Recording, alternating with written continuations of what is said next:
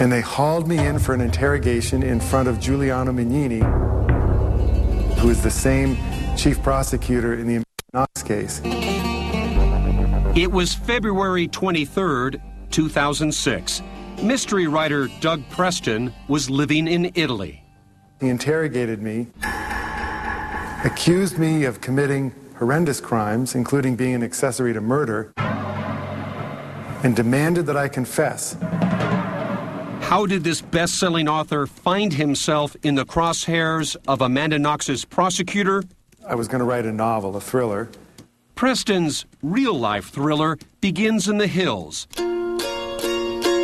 just above Florence. But I discovered that the olive grove outside of my house had been the scene of a horrific double killing, one of the worst in Italian history. And that's how I heard about the serial killer known as the Monster of Florence. So instead of writing a novel, he decided to write about a real case.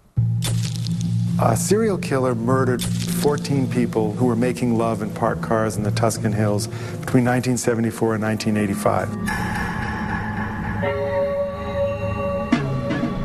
I wrote The Monster of Florence with an Italian journalist named Mario Spezzi, who had covered the case from the beginning. 82, 83, 84, 85, always in summer, always on Saturday night. Their theory, a lone serial killer stalking lovers in the Tuscan Hills got away with 14 murders. But prosecutor Mignini had an entirely different idea. Mignini's theory is that this was not a lone psychopathic serial killer, that this was a satanic sect that needed body parts for their black masses and satanic rites. Preston and Spezzi knew that theory was just ridiculous.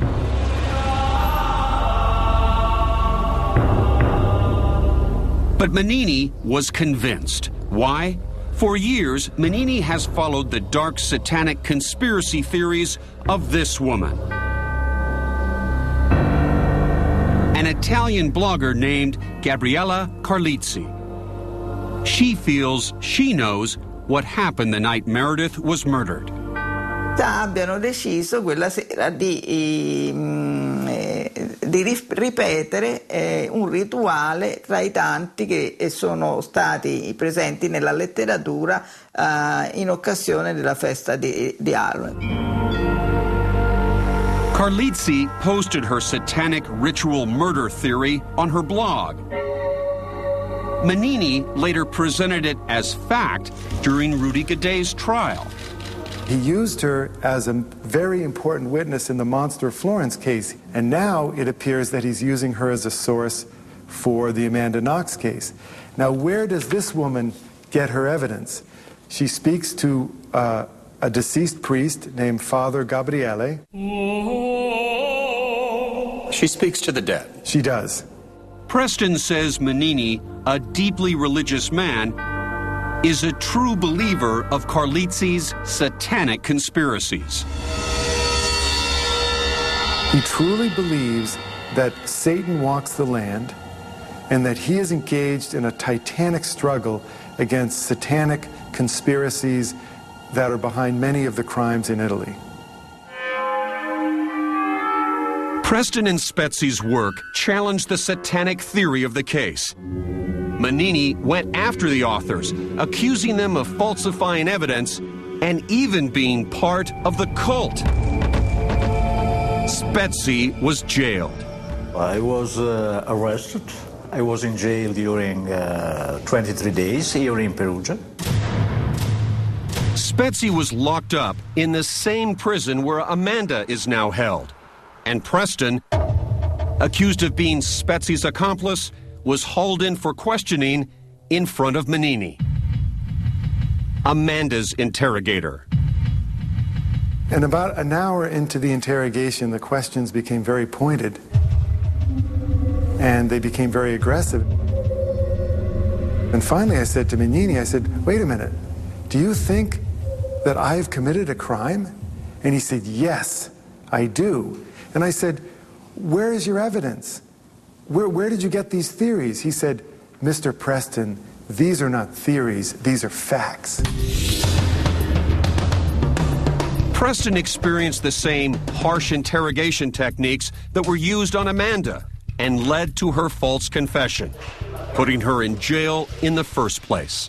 I'm a professional journalist. I have a very good memory. I know what happened in that interrogation. They almost broke me down. I was at the point where I was terrified. My knees were shaking. I could barely walk. And that was 3 hours. And she's a 20-year-old girl. He interrogated her for 14 hours using incredibly sophisticated interrogation techniques that break the mafia. So they got her after 14 hours to say a few weird and seemingly incriminatory things. Well, it means absolutely nothing. You can get anyone to say anything in an interrogation. I was sitting there thinking, they've accused me of being an accessory to murder. They're going to lead me out of here in handcuffs. I will never see my wife and children again. That's what I was thinking. Manini released Preston without charge. The writer and his family left Italy the next day. A judge later released Spezzi, saying there was no evidence to hold him. Manini declined to be interviewed about the Monster of Florence case or Amanda's case. Preston, who now lives in Maine, says Manini will never give up on Amanda. This prosecutor thinks he knows what happened at that crime scene, and so the facts don't matter to him. He is asserting that Amanda Knox is guilty. He knows it in his heart, and he doesn't need any evidence. He is absolutely determined to see that she is convicted because his entire career rides on her conviction.